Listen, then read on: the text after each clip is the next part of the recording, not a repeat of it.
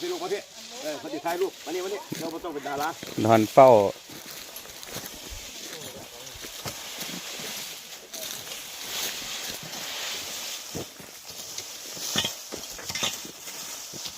อันนี้รอบใดแล้วครับรอบ2บ่หรือรอบแรกอยู่